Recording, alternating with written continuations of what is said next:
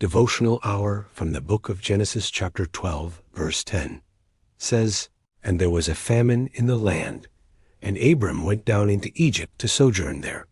For the famine was grievous in the land. And there was a famine in the land." Famine was not an unusual phenomenon in Canaan. Two other major food shortages also occurred during the patriarchal period: Genesis chapter 26, verse 1, chapter 41, verse 56. The severity and timing of this one forced Abram, soon after his arrival and travel in the promised land, verses 5 to 9, to immigrate to Egypt, where food was usually in abundant supply. Still holding to God's promise, he did not return to Ur, though matters were extremely difficult, Hebrews 11, verse 15.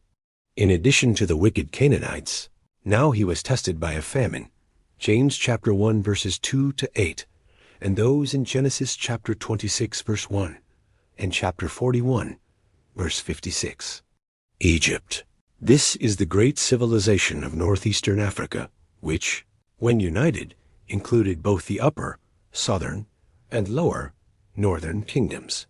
It is identified as Mizraim in Hebrew.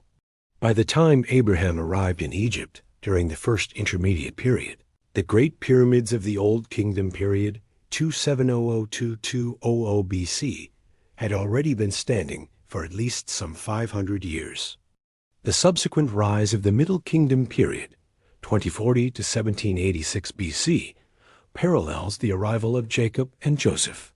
Extensive archaeological excavations at various sites throughout Egypt reveal an advanced culture expressed in architecture, agriculture, literature, music, military prowess, and religion. The pharaoh was considered to be a god incarnate whose word was law.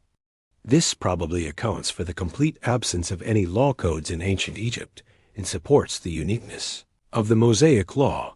Egypt continued to be an important factor to Israel throughout the Old Testament record. Abram, as many who would follow him, found refuge in Egypt. Later on, Joseph, coat of many colors, would find refuge there. Even Jesus, when Herod sought to kill him, was carried to refuge there by Joseph and Mary.